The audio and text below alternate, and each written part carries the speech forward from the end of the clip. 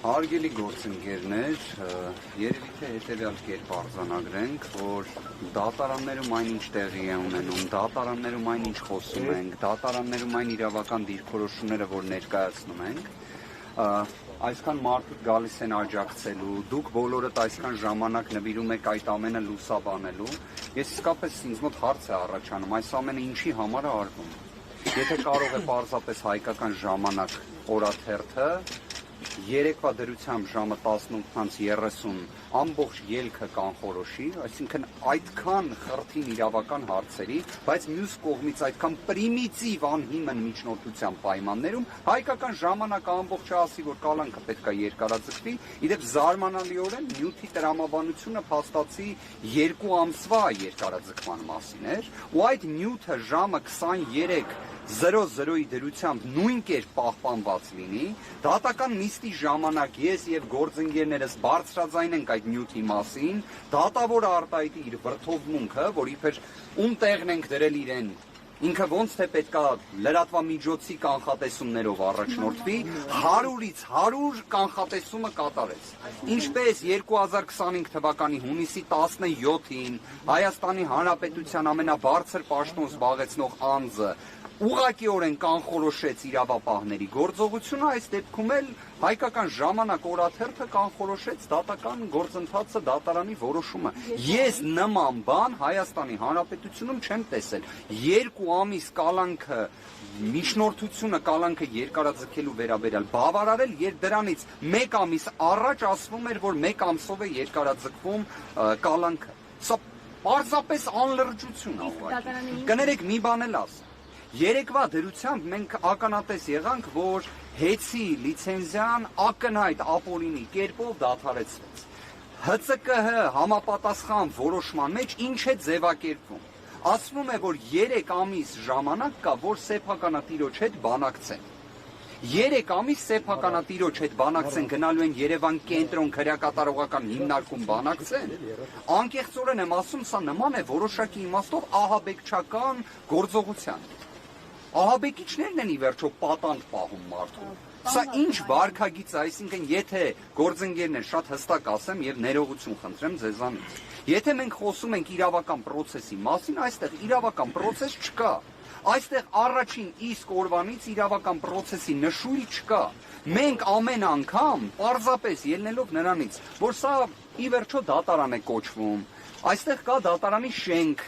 բայց այստեղ բովանդակությունը արդարադատության կանխորոշվում է հայկական ժամանակի նյութով։ Իդեպ ես հաջորդ նիստից առաջ երևի թե խնդրելու եմ, որ գործընկերները կապ հաստատեն, փորձեն հասկանալ ինչ հրապարակում է լինելու, մենք էլ ըստ դրա մեր գործողությունները որոշենք, որովհետև իդեպ նույն հանրային ծառայությունները կարգավորող հանձնաժողովի որոշումը չկար, արդեն իսկ իշխանական լրատվամիջոցները ասում էին, որ զրկելու են լիցենզիայից։ Գործընկերները այդքան օր, այդքան ժամ ներկայացրեցին բովանդակային հակափաստարկներ։ Ինչ եղավ։ Եթե ձեզ հետաքրքիր է հիմքը, հիմք գոյություն չունի, հիմք չի կարող լինել։ Եթե ձեզ հետաքրքիր է արդյոք դատարանը տվել է համապատասխան որոշում, ոչ չի տվել։ Միաժամանակ ունենալ այն իրավիճակը, որը կար, Վճռաբեկ դատարանի որոշում, Վերաքննիչ քրեական դատարանի որոշում, միակ ձևակերպումը, որ օգտագործվեց դատարանի կողմից, որ քանի որ իրավիճակը իրավական առումով խրթին է դատարանի համար, դրա համար ինքը թող 2 ամիսը տա, դրանից հետո,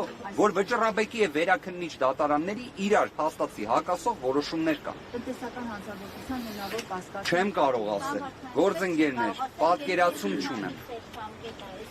Իսկ ինչի պետք է դրա վրա զարմանան գործընկերներ 5 ամիսը նշված քննության նոյեմբերի 3-ի դրությամբ ավարտվել էր։ Նոյեմբերի 3-ի դրությամբ կոչի դրվագով կար Վճռաբեկ դատարանի որոշում։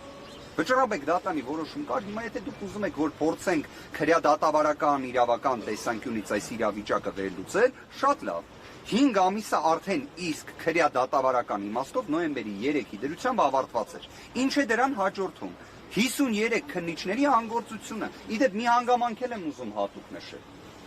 Իրականում, երբ ասում եմ 53 քննիչներ, ձևակերպմանս մեջ սխալ եմ անում։ Ներողություն եմ խնդրում։ Իրականում 53 քննիչ գումարած մեկ դատախազ, Որովհետև դատական նիստի ընթացքում մենք բոլորս պարզեցինք, որ դատախազը մասնակցում է նիստերին օգնելու համար քննիչին։ Նշվածը ժամանակը կգա, կրիչը դուք կունենաք, կհաստատեք այդ նշված տեղեկությունը։ Գործընկերներ, եկեք հետևյալը արձանագրենք։ Երբ դատական այս աբսուրդային իրավական ծաղրի նմանվող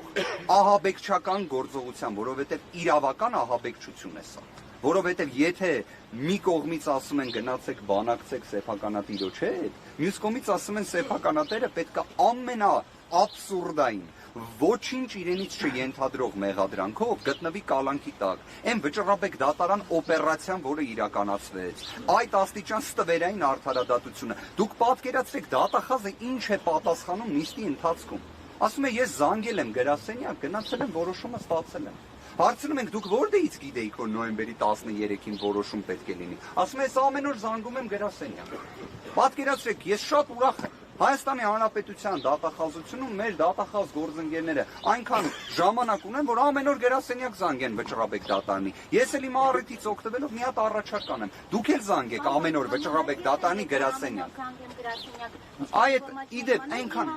հա իդեպ մի հատ ամեն օր զանգեք դուք էլ վճռաբեկ դատարանի գրասենյակ միջդատական վարույթում գտնվող գործի դատական ակտի հրապարակման օր չիմանալու պայմաններում, որտեղ ինձ նոյեմբերի 13-ին իրազեկում են, որ նոյեմբերի 13-ին դատական ակտ է հրապարակվում, որն էլ ես ստանում եմ նոյեմբերի 14-ին, բայց դատախազը գիտի, որ նոյեմբերի 13-ին գնա գրասենյակից որոշում ստանա։ Էն էլ չկարողացանք պարզել, վերջը արձեռն նա ստացել թե այլ եղանակով է։ Կներեք գործընկերներ, ես ներողություն եմ խնդրում, դատական ակտը կլինի, հերթական իրավական ծաղրը այսօր արձանագրեցինք, իրականում վիրավորական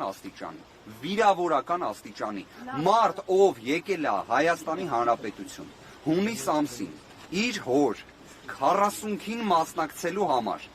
որից հետո դուք բոլորդ հայ առաքելական եկեղեցու հետևորդներ եք, հայ մարդիկ եք, ձեր ցավը տանեմ,